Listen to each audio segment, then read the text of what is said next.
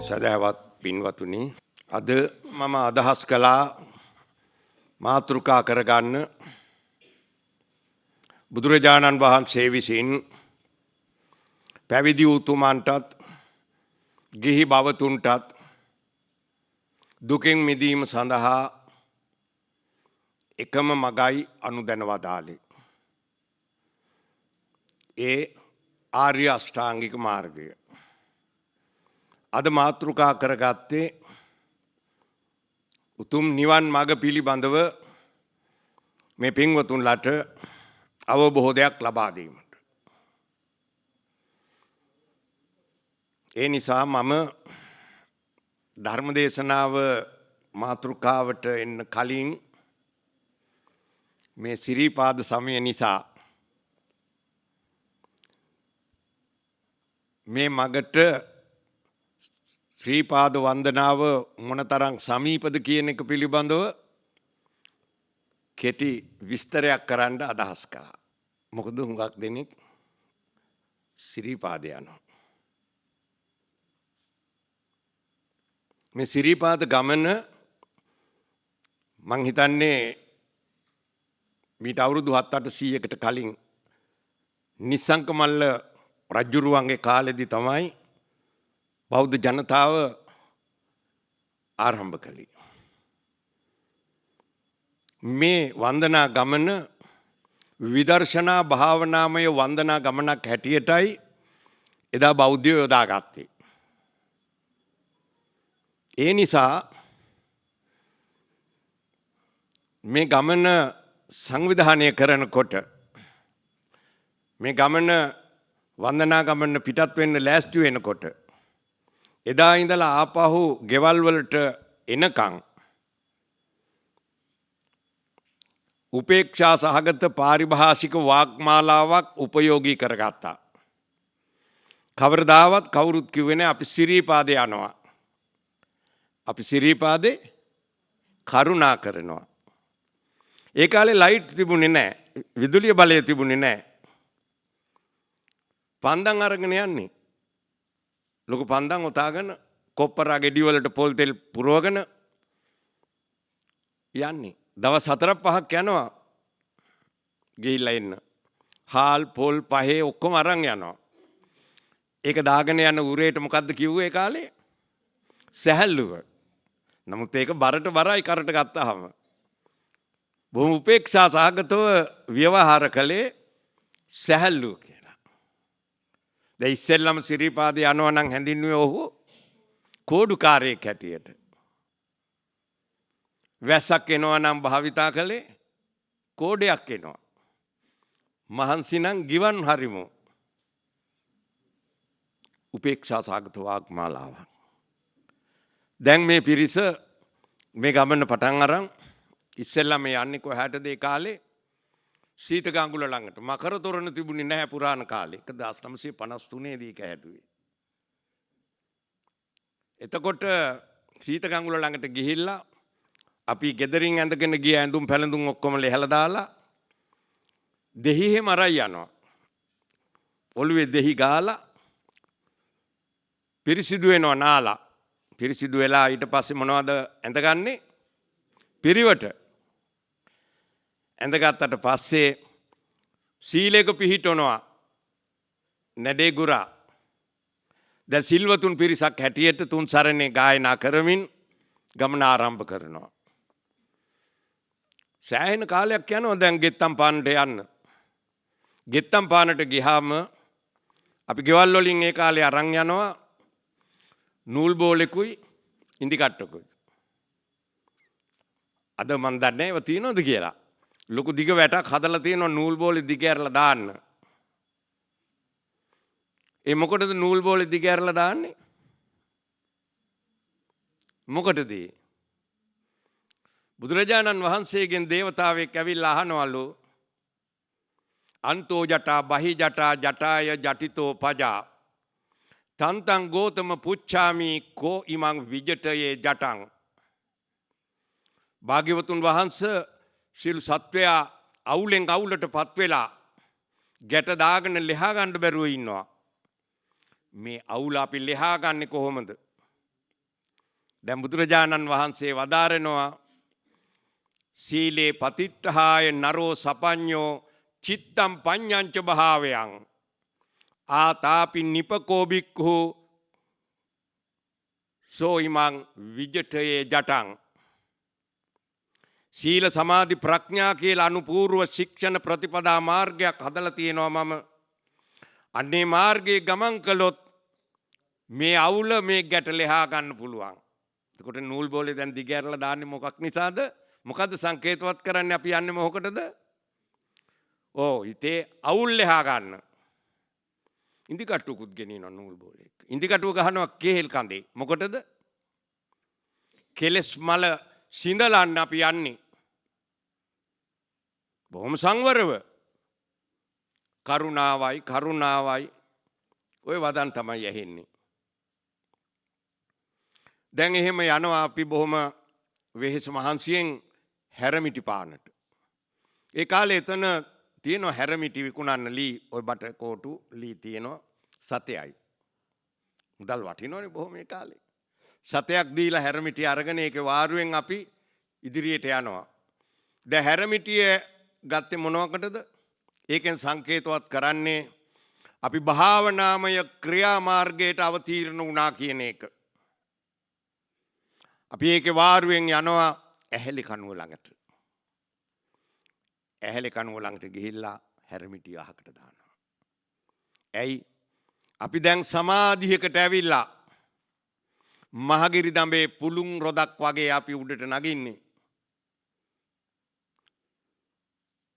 කන්ද මුදුනේ මළුව කියන්නේ නිර්වාණයට. මේ නිර්වාණගාමී ප්‍රතිපදා මාර්ගය සිහිපත් කරමින් දින කිහිපයක් පුරා යන විදර්ශනා භාවනාමය වන්දනා ගමනක් සිරිපාද ගමන. අද ඒවා විකාර වෙලා මේ හැම එකක්ම විද්‍යාත්මක පදනමක් මත පැරැන්නෝ හදාගත්තේ. ඒ නිසා බෞද්ධයන්ට හොඳ ඉතිහාසයක් තියෙනවා. කාගේවත් පිහිටක් අපට නැහැ. අපි බොහෝ දෙනා නොඑක් ආකාරයේ පිහිට පතනවා. එහෙම පිහිටක් අපට කාගෙන්වත් ලැබෙන්නේ නැහැ. බුදුරජාණන් වහන්සේ වදාළේ තමාට පිහිට තමා. නැත අන් සරණා. තමාගේ ගැලවුම්කාරයා තමා. වෙනත් ආගම් වල ගැලවුම්කාරයෝ ඉන්නවා. බුදුරජාණන් වහන්සේ අපේ ගැලවුම්කාරයෙක් නෙමෙයි. දුකෙන් මිදීමේ මඟ හෙලිපෙහෙලි කරලා දෙන මාර්ගෝපදේශකයෙක්. ගැලවුම්කාරයෙක් නෙමෙයි. ඒ නිසා අපි මොන දේ කළත් මේ දුකෙන් මිදෙන්න පුළුවන් Tamanටයි. දැන් චතුරාර්ය සත්‍ය ධර්මයේ කිව්වහම මේක තියෙන්නේ Taman තුල. දුක තියෙන්නේ Taman තුල. දුකට හේතු තියෙන්නේ Taman තුල. දුකෙන් මිදෙන්න පුළුවන් Tamanට. දුකින් මිදීමේ ක්‍රමය තියෙන්නේ Taman තුල. පිටින් හොයන්න දෙයක් නැහැ අපට. මේ සියල්ල තියෙන්නේ Taman තුල. ඊළඟට අපි ගමු බුද්ධ ශාසනය. බුද්ධ ශාසනය කියන්නේ මොකද්ද? දැන් හුඟක් දෙනෙක් මේක දෙයයන්ටත් බාර දීලා තියෙනවා ආරක්ෂා කරලා දෙන්න කියලා. අනවබෝධයෙන් නොදැනුවත්කම නිසා. ඔය පොය දාට වෙසක් දාට පොසොන් දාට කටවුට් බැනර් දානවනේ පාරේ. සූත්‍ර පාඨයක් දාලා නේද? සබ්බ පාපස්සා කරණං කුසලස්ස උපසම්පදා සචිත්ත පරියෝදපනං ඒතං බුද්ධානුශාසනං. සියලු අකුසලයෙන් වැළකෙන්න ඕන. කවුද? තමන්. කුසල් දහම් වැඩි දියුණු කරගන්න ඕන කවුද? තමන්. තමන්ගේ හිත පිරිසිදු කරගන්න පුළුවන් කාටද? තමන්ට. බුද්ධ ශාසනය කොහෙද තියෙන්නේ? තමන් තුළ. දෙවියන්ටවත් වෙන කාටවත් ආරක්ෂා කරන්න පුළුවන් එකක් නෙමෙයි. මේ මාර්ගයේ ගමන් කරන එක්කෙනෙක් හරි මේ ලෝකයේ ඉන්නවා නම් බුද්ධ ශාසනයක් තියෙනවා. වාහල් කඩ දාලා තාප්ප ප්‍රාකාර බැඳලා සිකියුරිටි දාලා දෙයියොන්ට බාර දීලා ආරක්ෂා කරන එකක් නෙවෙයි. තම තමුන් ආරක්ෂා කරගන්න ඕන. මම මේ කෙටියෙන් බුදුදහම ගැන පොඩි දැනුවත් කිරීමක් කළේ. දැන් අපි කතා කරන්නේ මාතෘකාව ආර්ය අෂ්ටාංගික මාර්ගය. ප්‍රථමයෙන්ම සම්මා දිට්ඨි, සම්මා සංකප්ප. මේ අංගද්වය ප්‍රඥාංගය. මේකෙන් පටන් ගන්න. ආර්ය මාර්ගයේ පටන් ගන්නේ ප්‍රඥාවෙන්. සීලෙන් නෙමෙයි. ඒ සීලයෙන් පටන් ගන්නේ බමුණන්ගේ වැඩ. බුදුරජාණන් වහන්සේගේ ධර්මාන කාලයේදී කවරදාවත් බුදුරජාණන් වහන්සේ සිල් සමාදන් කරවලා බලහත්කාරයෙන් මිනිස්සුන්ට සිල් රකින්න කිව්වේ නැහැ. එහෙම කරාපු තැනක් කියාපු තැනක් සූත්‍ර පිටකේ කොතනකවත් නැහැ. කාටවත් සිල් රකින්න බෑ. සමාදන් වෙනවා විතරයි. ඇයි? සිල් රකින්න බැරි අනුවණකම නිසා. අනවබෝධය නිසා, අවිද්‍යාව නිසා, නූගත්කම නිසා. සියලු දුසිරිතට මුල අනුවණකම. ඒ නිසා බුදුරජාණන් වහන්සේ ප්‍රථමයෙන්ම කළේ නුවණ ලබා දීපු එක. කවුරු ගැනද නුවණ ලබා දුන්නේ ඊළඟට? තමන් කවුද කියලා බුදුහාමුදුරුවෝ ඉස්සෙල්ලාම හඳුන්වලා දුන්නා.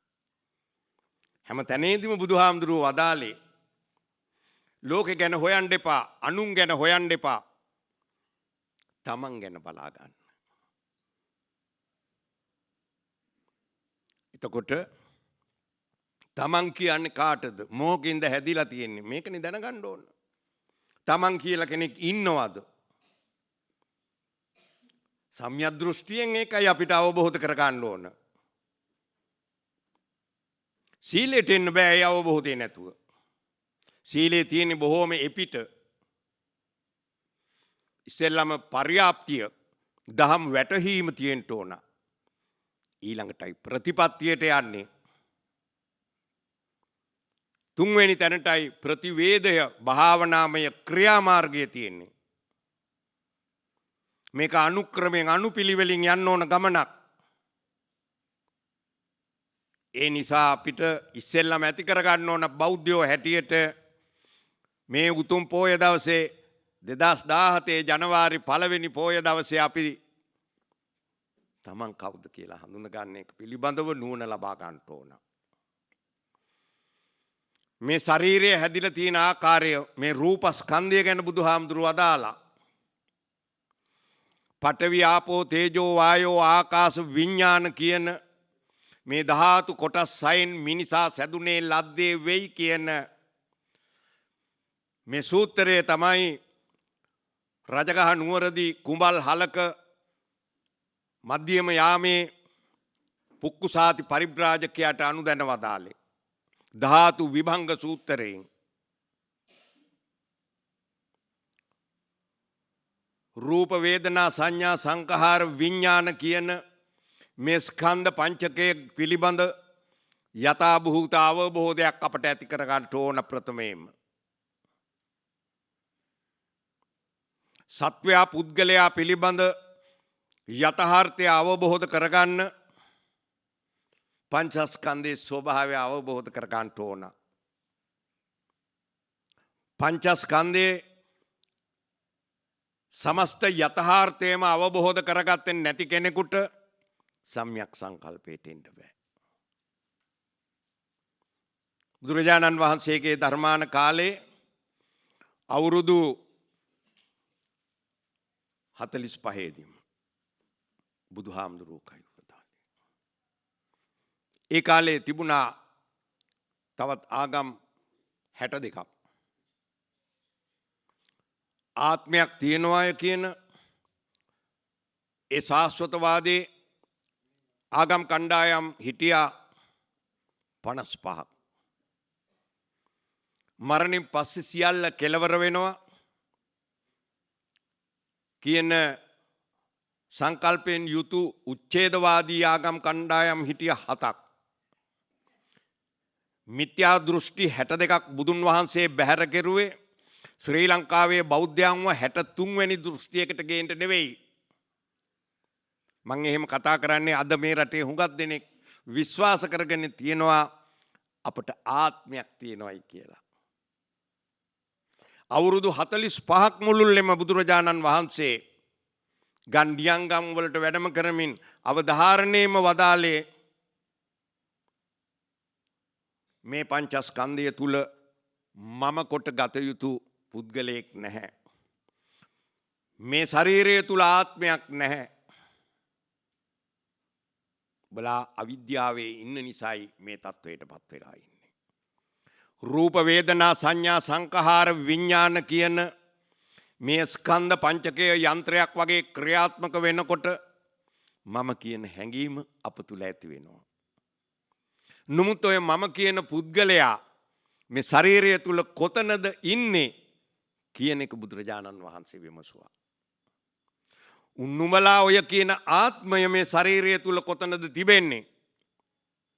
නිතර විමසුවා. අදත් ඒවට පිළිතුරු නැහැ. ඒ නිසා බුදුරජාණන් වහන්සේ අවධාරණයෙන් අපට වදාලේ අනාත්මයක් පිළිබඳව.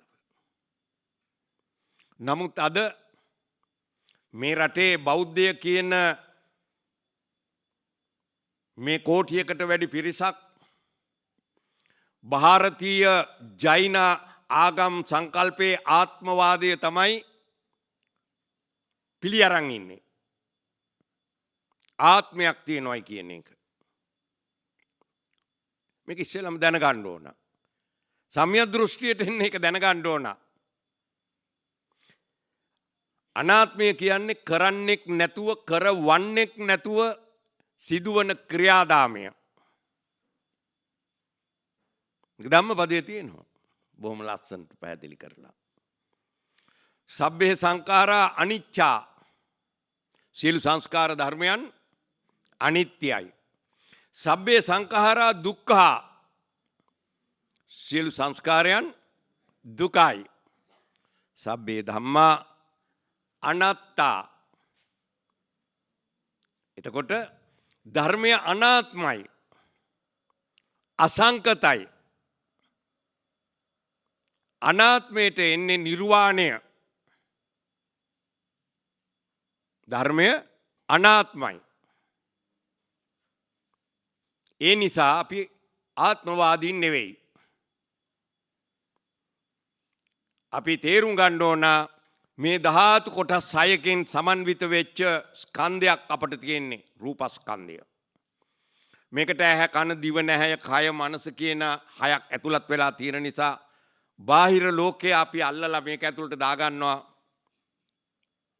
ඒකට කියනවා බුදුරජාණන් වහන්සේ අභ්‍යන්තර ලෝකය. බුදුරජාණන් වහන්සේ එදා ක්‍රියාපදයේ අනුව මුළු ලොවම භවයක් බවත් අනිත්‍ය බවත් දුක් සහිත බවත් ශුන්‍ය බවත් අපට ඉගැන්වුවේ. මම කොට මගේ කොට ගත යුතු කිසිම පදාර්ථයක් මේ ලෝකෙ කිසිම තැනක නැහැ. ධම්මපදයේ තියෙනවනේ හොඳ ඒවා මේ ආයත කියවන්න. ගන්න පොතපත. පුත්තාමත්ති ධනම්මත්ති ඉති බාලෝ විහඤ්ඤති. අත්තාහි අත්තනෝ නත්ති කුතෝ පුත්තා කුතෝ ධනං. මෝඩයන් නිතරම හිතනවා මට ධනය ඇත මට පුත්තු ඇත. තමාට තමාත් නැති කල කුමන පුත්තුද කුමන ධනයද? එහෙනම් අපි අවිද්‍යාවෙන් අනුවණකම නිසා නොදැනීම නිසා මම කොට අරගෙන තියෙන මේ ශරීරය අපට කිසි අයිතියක් නැහැ. මේක පෝෂණය කිරීම නිෂ්ඵලයි. මොන තරම් සැප සම්පත් දුන්නත් මේ සිරුරට එයයි තෘප්තිමත් වෙන්නේ නැහැ කවදාවත්. තව සොයනවා. ඒ නිසා මේ පංචස්කන්ධයේ ස්වභාවය පංච උපාදානස්කන්ධයේ ස්වභාවය අපට අවබෝධ වෙච්ච දාටයි අපි කම් සැප අතහරින්න පටන් ගන්න. නෙක්ඛම්ම සංකප්පයට එන්නේ එතකොට.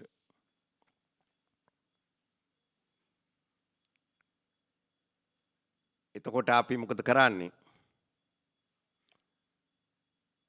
නෙක්ඛම්ම සංකප්ප, කම් සැප හැර දැවීම.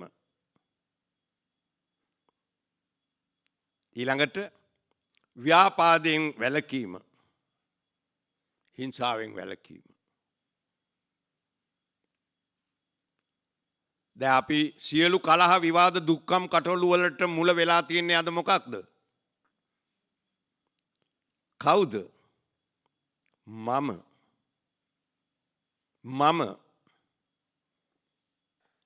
ඉන්න තැන සිල් රකින්න බෑ. අපි කියනවා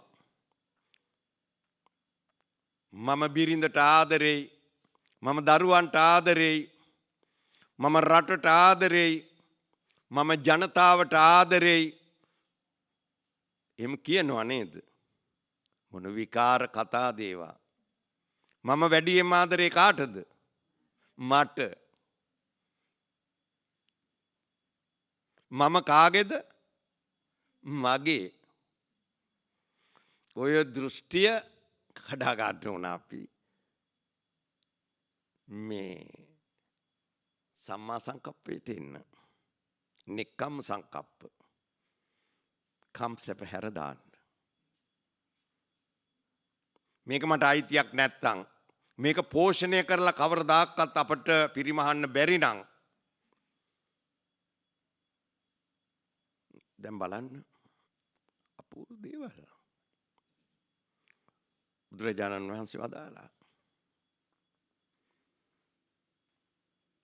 අපි හිතාගෙන ඉන්නවා බොහෝ දේ රැස් කරන්න නේද? රැස් කරනවා. මොකටද? මේ මම කියන පුද්ගලයා තෘප්තිමත් කරන්න. නමුත් කවදාකවත් අපට මේව රැස් කරා කියලා අයහපතක් මිසක් යහපතක් වෙන්නේ නැහැ. ඕක රැස් කරන්න ගියාම තමයි ද්වේෂය එන්නේ. ද්වේෂය ආවහම තමයි අපිට හිංසකනික කටයුතු වලට අපි පෙළඹෙන්නේ. එතකොට මේකේ වැරදිකාරයා කවුද? මම ඉන්න තැන සිල් රකින්න පුළුවන්ද? බැහැ. සක්කාය දිට්ඨිය කඩා ගන්න ඕන.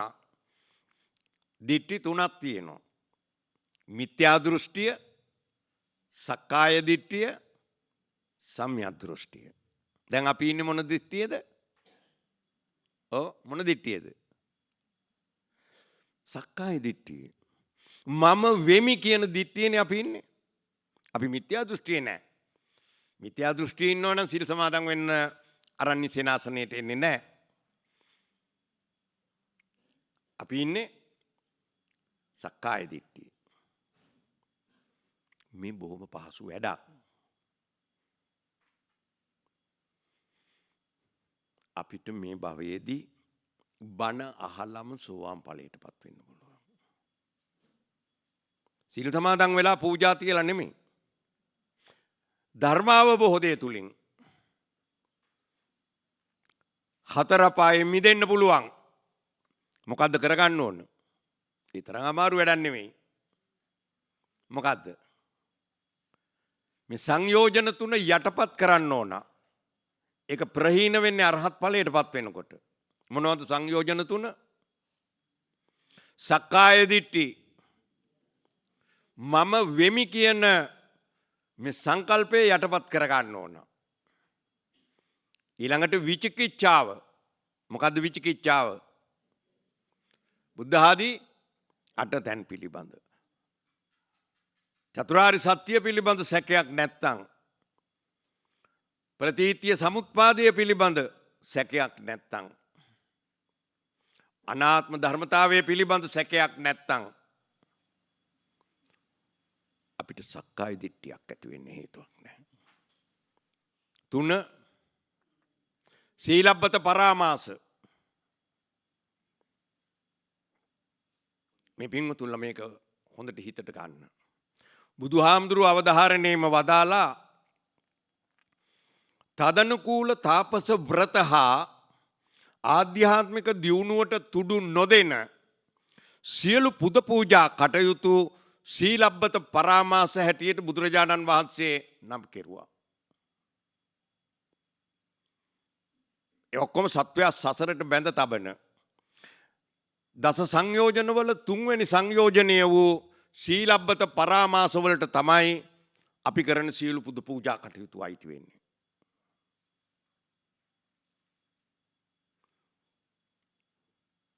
ඒ නිසා අපට අවශ්‍ය වෙලා තියෙන්නේ අද මම කවුද කියන එක පිළිබඳව නිවැරදි දැකීමක් ඇති කරගන්නයි. එදාට පුළුවන් සක්කාය දිට්ඨිය කඩා ගන්න. එතෙන්ට ආවහම පුළුවන් අපිට බුද්ධ ආදී අටතැන් පිළිබඳ සැකේ නැති කරගන්න. මම කියන සංකල්පයෙන් මිදෙනකොට අපිට භවයෙන් භවයට යන්න ආසාවක් ඇති වෙන්නේ නැහැ. සීලබ්බත පරාමාසත් එතනින් යටපත් වෙනවා. මේක කරගන්න නිතරම බණ අහන්න ඕන. ධර්ම ශ්‍රවණය කරන්න ඕන. බණ පොත් කියවන්න ඕන. කල්යාණ මිත්‍රයෝ ඇසුරෙන් නිතරම ධර්ම සාකච්ඡා කරන්න ඕන. ධර්මය මෙනෙහි කරන්න ඕන. තමන් ඉගෙනගත්ත ධර්ම කාරණා නොදන්නා අයට කියා දෙන්න ඕන. නිතර නිතර ධර්මය මෙනෙහි වෙනකොට අපිට ධර්මය දකින්න පුළුවන්කම ඇති වෙනවා. මේ 21 වෙනි සියවස බොහොම බුද්ධිමත් දැන් මිනිස්සු පුංචි ළමයා පවා ඵලයට හේතු හොයනවා. අනුන් කියන ඒවා අන්ධානුකරණයෙන් පිළිගන්න සමාජයක් අද නැහැ. මේ නූතන තාක්ෂණයත් එක්ක අද මුළු ලෝකයම එක පවුලක් බවට එක ගමක් බවට පත් වෙලා තියෙනවා. අද ඉතා කුඩා දරුවෝ පවා බොහෝ දේ ਵਿਚාරයට ලක් කරනවා. අම්මලට දැන් දරුවන්ව රවට්ටන්න බෑ බොරු කියලා. වැඩිහිටියෝ රැවටෙන්නේ. ළමයි දැන් ඒ තරම් සූක්ෂම විදිහට හොයනවා. ඒ නිසා බුදුරජාණන් වහන්සේ අනුදැන වදාළෙත් අන්ධානුකරණයෙන් අනිත් අය කියන නිසා පිළිගන්න එපා. මේවා විමසන්න ਵਿਚාරයට ලක් කරන්න කියන එකයි බුදුරජාණන් වහන්සේ වදාළේ. ඒ නිසා බෞද්ධයන් හැටියට අද අපට තියෙන්නේ අදහන්න නොවේ හිතන්න. ඒ නිසා බුදුදහමෙන් අනාවරණය කරලා තියෙන්නේ එක්තරා චරණ පද්ධතියක් හා ධර්ම පද්ධතියක්. චරණය කියන්නේ හැසිරීම. හැසිරෙන හැටි බුදුරජාණන් වහන්සේ විනය පිටකේ විනය ශික්ෂාපද පනවලා අපිට උගන්වලා තියෙනවා. ධර්මය කියන්නේ චතුරාර්ය සත්‍ය අවබෝධ කර ගැනීම. මේවා ප්‍රායෝගික වෙන්න ඕන. පොතේ පතේ තිබුණට වැඩක් නැහැ. අපි දන්නවයි කියලා හිටියට වැඩක් නැහැ. අපට හොඳ දහම් වැටහීමක් තිබුණයි කියපු පළියට අපි බෞද්ධයෙක් වෙන්නේ නැහැ. සිවුරක් පොරෝගත්ත පළියට ඕදාත වසන ගිහි ජනතාව කියන්නේ මේ සුදු ඇඳගත්ත අය හිටිය පමණට සුදු ඇඳගත්ත පමණට බෞද්ධයෝ වෙන්නේ නැහැ.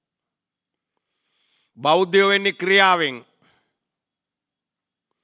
දයාව, කරුණාව, මෛත්‍රිය, අනුකම්පාව, ගුණවත්කම, යුතුයකම් ඉෂ්ට කිරීම, කෙලෙහි ගුණ සැලකීම කොතනද එතන බෞද්ධකම ඇත. ඒවා තියෙනවද අද සමාජයේ? තියෙනවද? එහෙනම් බෞද්ධ සමාජයක්ද මේක? මේක ප්‍රායෝගිකයි.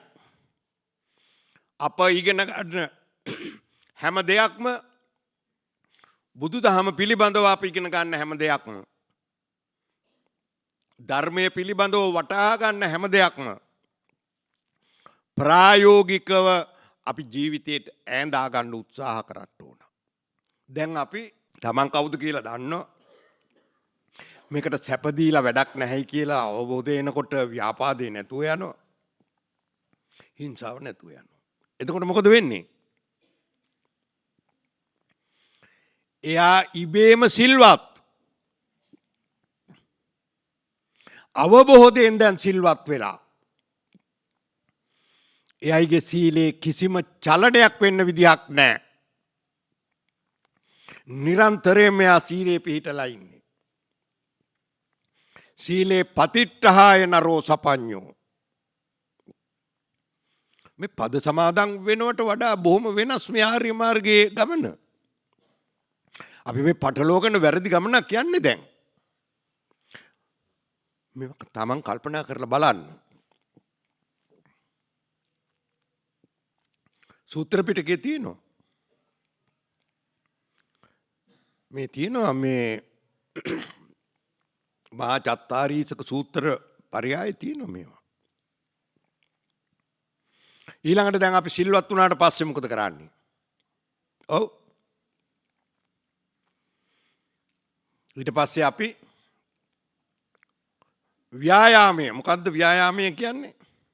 නොකරපු අකුසල් නොකරන්න, කරපු අකුසල් ප්‍රහීන කරගන්න. නොකරපු කුසල් කරන්න, කරපු කුසල් ප්‍රවර්ධනය කරගන්න. සතර සම්‍යක් ප්‍රදානය වඩන පුද්ගලයෙක් බවට නිතැතින්ම මෙයා පත් වෙනවා. එවැනි කෙනෙකුට පුළුවන් වික්ෂිප්ත භාවයෙන් තොරව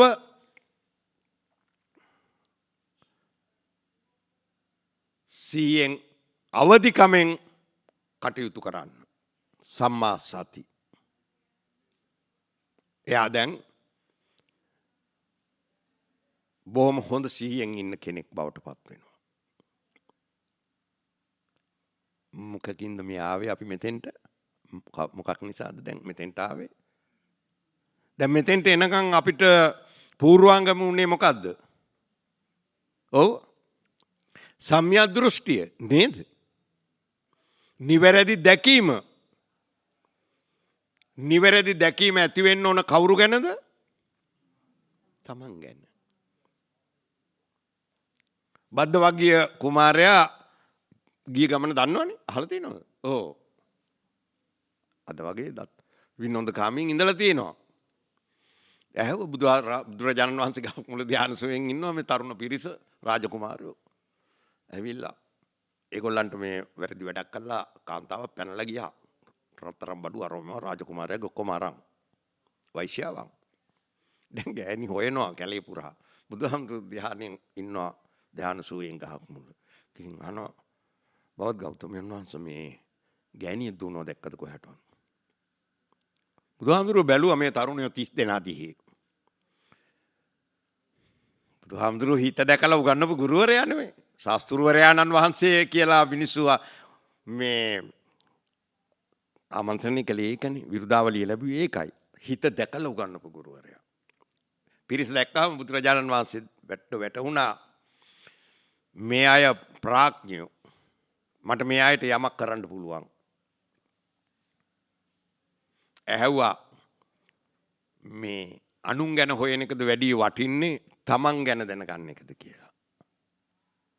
දැන් මොකද මේ කුමාරවරු කිව්වේ? තමන් ගැන දැනගන්න එකයි වටින්නේ. දැන් අපි දැනගන්න ඕන මොකක් ගැනද? තමන් ගැන. දැන් අපි හොයන්නේ කවුරු ගැනද? අනුන් ගැන. තමන්ට හිතක් තියෙනවයි කියලා කවුරුවත් දන්නවද දැන්? මම නම් හිතන්නේ නැහැ අවදිකම කාටවත් ඇති කියලා. ඉතින් මේ වගේ ප්‍රදේශයකට ආවහම අපිට මේ ඔය සංස්කෘත පාලි පාරිභාෂික වාක්මාලාව යොදලා දේශනා කරොත් මෙයාට වටහා ගන්න බෑ. ඉතින් ටික සරල විදිහට හිත ගැන බලන හැටි මම කියා දෙන්නම්. දැන් මෙතන උගක් වැඩිහිටි කාන්තාවෝ ඉන්නවා. මේ අය අවුරුදු 50ක් 60ක් තිස්සේ ජීවිතේ ඒට මොකද කරන්නේ? ගෘහිණිය පිඟන් කෝප වලං හොදන එක නේද? මේක රෑක පාවිච්චි කරපුවානේ දැන් හොදන්නේ උදේට. එළි වලන් ටික එළියට දාලා පිඟන් ටික අරන් මේ දැන් නාවර පෙරෙනවා. මැලියම් බැඳිලා පිළුණු ගඳයි නේද? හොදනවා. 60 අවුරුද්දක් 65 අවුරුද්දක් තිස්සේ හේදුවා. ඔය හොදන වෙලාවක කිසි දවසක මතක් වුණාද එක රෑකට මේවැය මේ තරම් කුණු බැඳිලා තියෙනවා නම් දැන් 60 අවුරුද්දක් තිස්සේ මගේ හිතේ කොච්චර කුණු ඇද්ද කියලා හිතුණාද නිකමටවත්? හැබැයි හිතිලා තියනවද එහෙම? නැහැ. ඇයි හිතක් තියෙන බව දැනගෙන හිටියේ නෑනේ. එහෙනම් ඉස්සෙල්ලම අරගන්න ඕන කොහෙ තියෙන කුණුද? හිතේ තියෙන කුණු. ඒ ඉතින් හිතක් තියෙන බව දන්නේ නැත්නම් කුණු අරගන්නේ කොහොමද?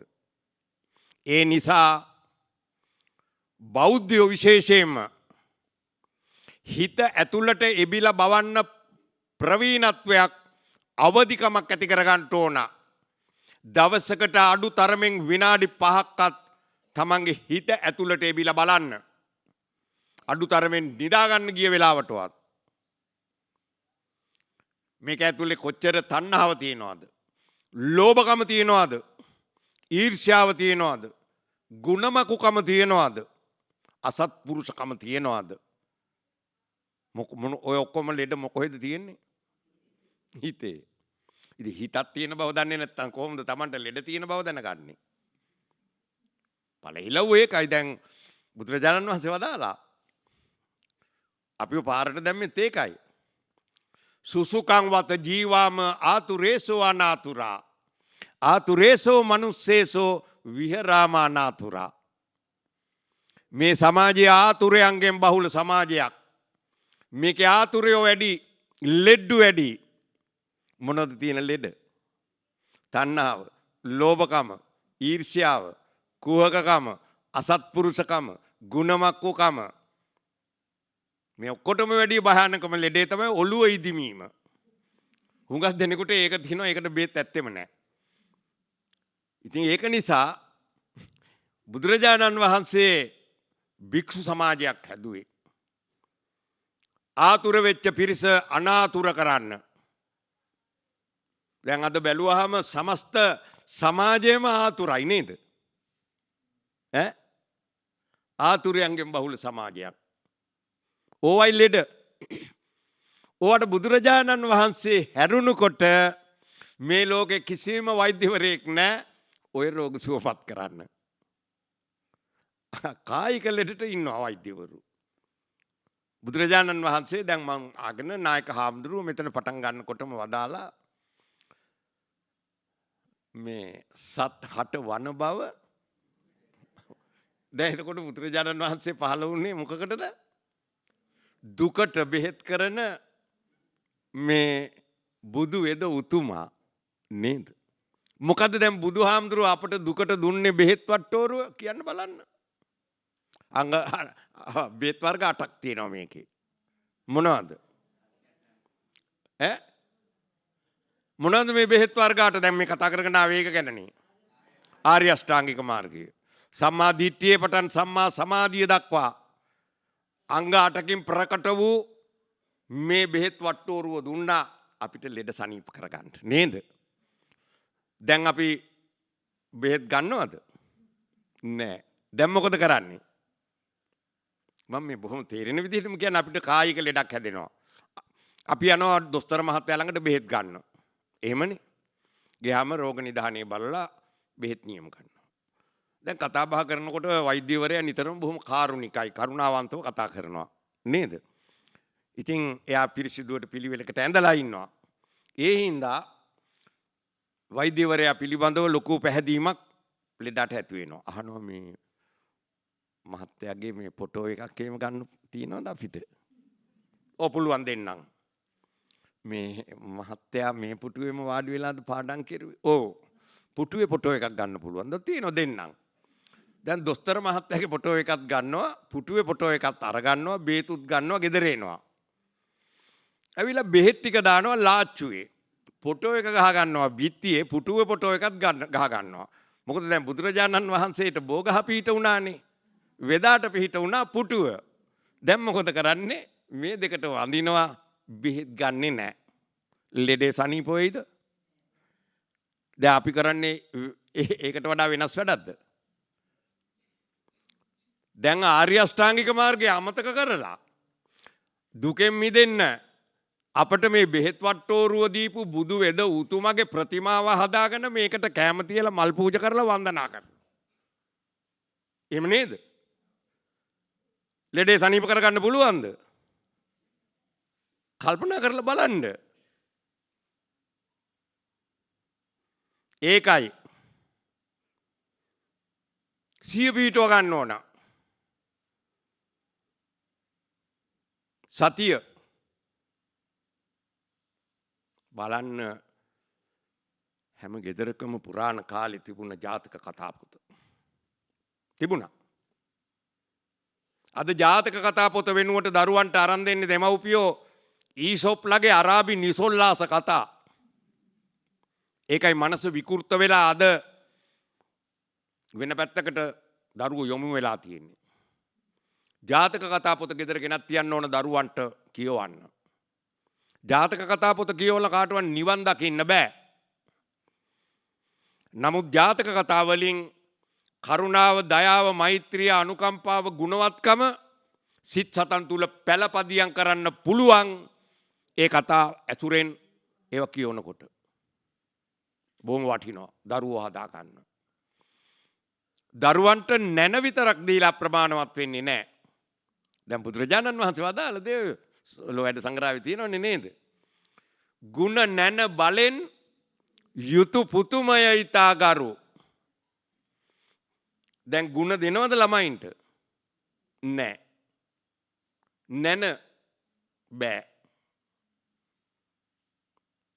ඒක හින්දා ජාතක කතා පොත දරුවන් ඉන්න ගෙවල් වලට අම්මලා ගෙනියන්න.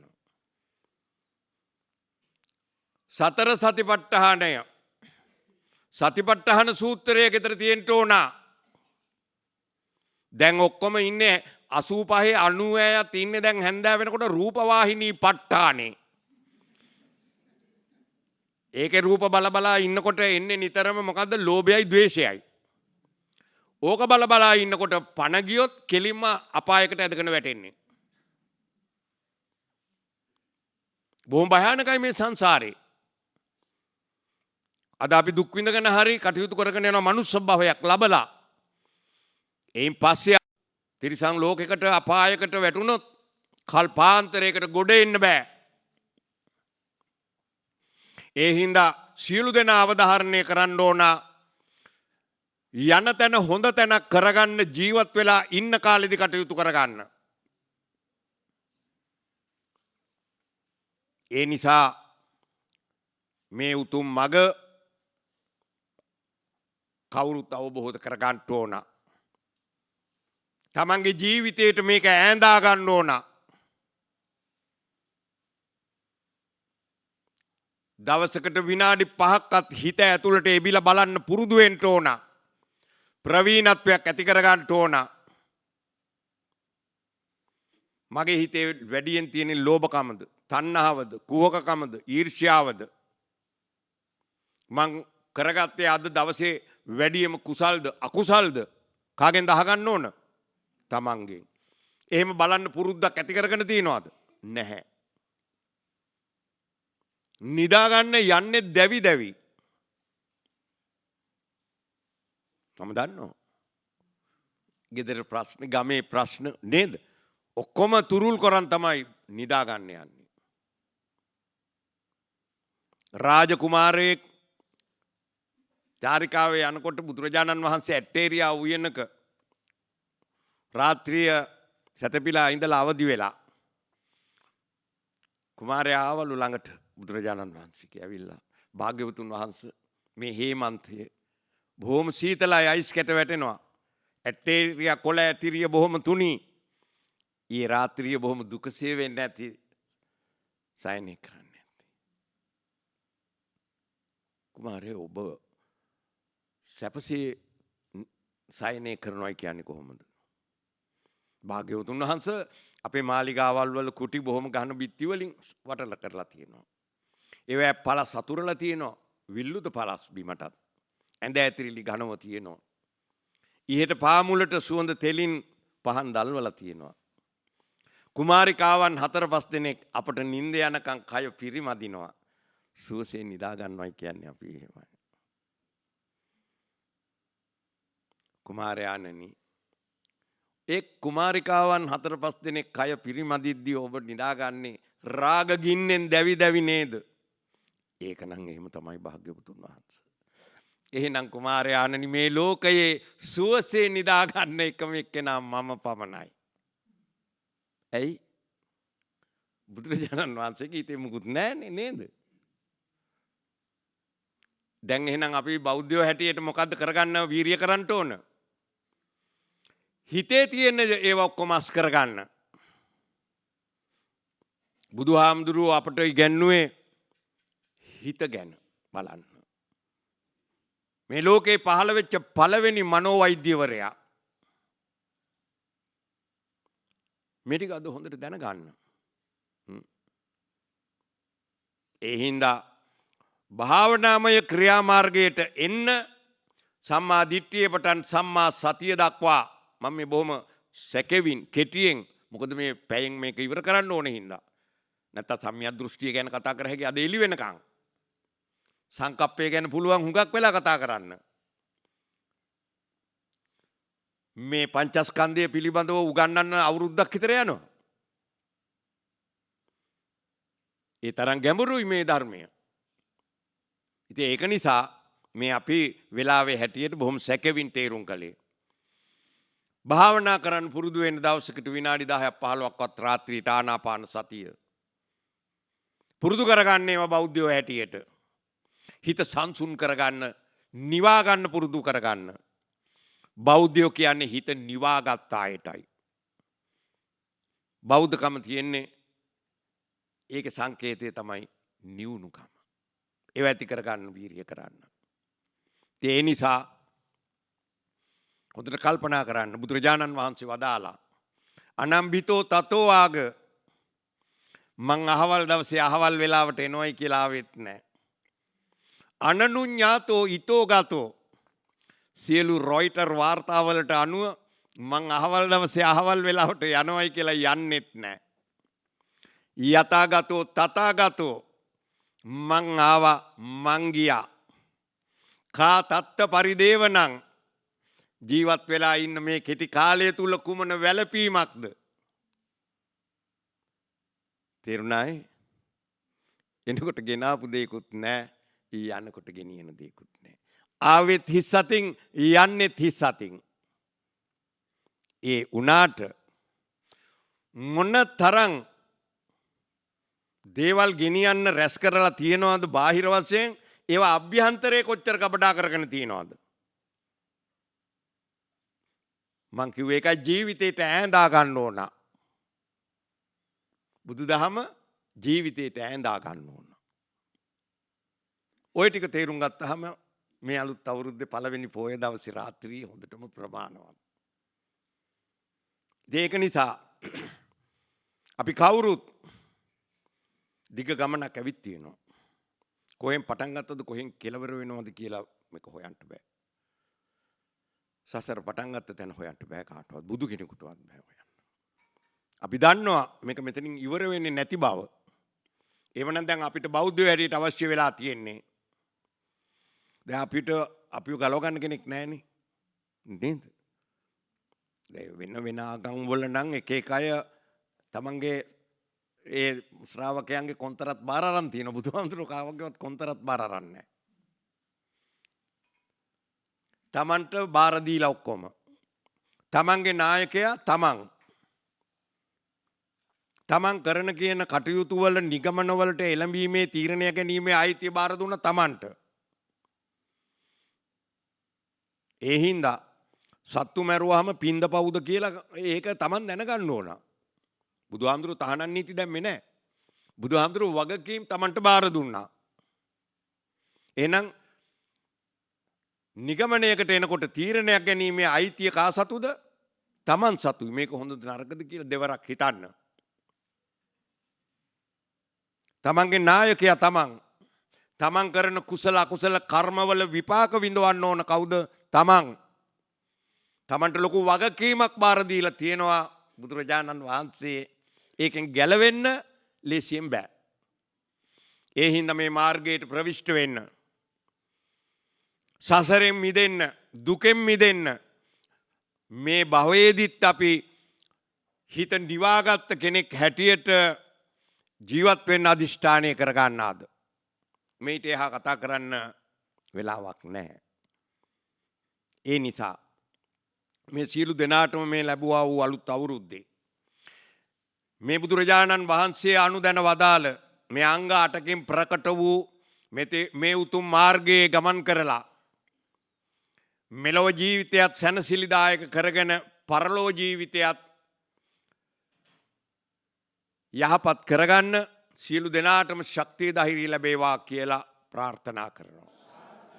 ඒ වගේම අද මේ ධර්ම දේශනාව පැවැත්වීමට මේ වාර්ෂික ධර්ම දේශනාව අපව මේ ස්ථානයට වැඩම කරවා වදාළ අතිපූජ්‍ය නායක ස්වාමීන් වහන්සේටත් අපව මෙහාට එන්න ආරාධනා කළේ පොඩි හාමුදුරුවන්ටත් මේ භවයේදීම මගඵල ලබා ගැනීමට ශක්තිය ධෛර්යය ලැබේවා කියලා අපි ප්‍රාර්ථනා කරමු. අභිවාදන සීලිස්ස නිච්ඡං වද්ධහා පතායිනෝ චත්තාරෝ ධම්මා වඩ්ඩන්ති ආයු වන්නෝ සුඛං බලං ආයුරාරෝග්‍ය සම්පatti සග්ග සම්පatti මේවත අතෝ නිබ්බාන සම්පatti ඉමිනාතේ සමිජ්ජතු සුපත්ති